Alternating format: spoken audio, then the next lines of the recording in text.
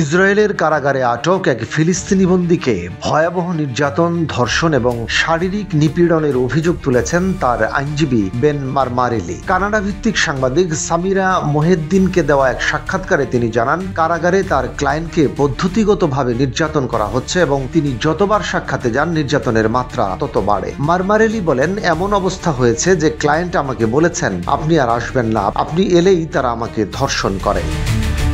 তার দাবি অনুযায়ী যৌন সহিংসতা এই নির্যাতনের একটি অংশ কেবল, এছাড়াও আরো নানা নির্যাতন করা হয়। আইনজীবী জানান, তার ক্লায়েন্টের শরীরে জুতার ছাপ, সারা গায়ে নীলচে দাগ এবং হাতকড়ার কাছে গভীর ক্ষতের চিহ্ন তিনি নিজ চোখে দেখেছেন। তার বক্তব্য, যৌন সহিংসতা প্রতি কয়েক সপ্তাহে একবার ঘটে এবং তা প্রায়ই আইনজীবীর সাক্ষাতের পরপরই হয়। তিনি আরো বলেন, ফিলিস্তিনি রাজনৈতিক বন্দীরা সাধারণত বছরের পর বছর কোনো সাক্ষাৎ পান না। আইনজীবীর সাক্ষাৎই তাদের একমাত্র বাইরের কারো সঙ্গে তার যোগাযোগ।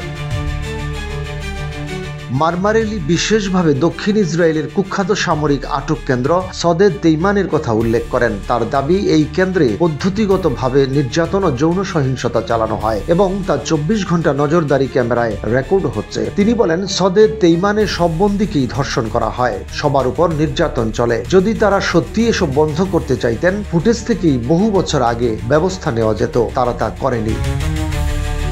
2024 সালের আগস্টে ফাঁস হওয়া একটি ভিডিওতে দেখা যায়, সৈন্যরা মাটিতে পড়ে থাকা এক ফিলিস্তিনি বন্দীকে টেনে নিয়ে যাচ্ছে এবং পরে দাঙ্গা নিয়ন্ত্রণকারী ঢাল দিয়ে ঘিরে মারধর করছে। ওই বন্দীকে পরে গুরুতর অবস্থায় হাসপাতালে নেওয়া হয়। ওই ভিডিওটি প্রকাশের পর মানবাধিকার সংগঠনগুলো ব্যাপক ক্ষোভ প্রকাশ করে এবং কেন্দ্রে আটক রাখা ফিলিস্তিনিদের উপর নির্যাতন ও অমানবিক ব্যবহারের তদন্তের দাবি জানায়।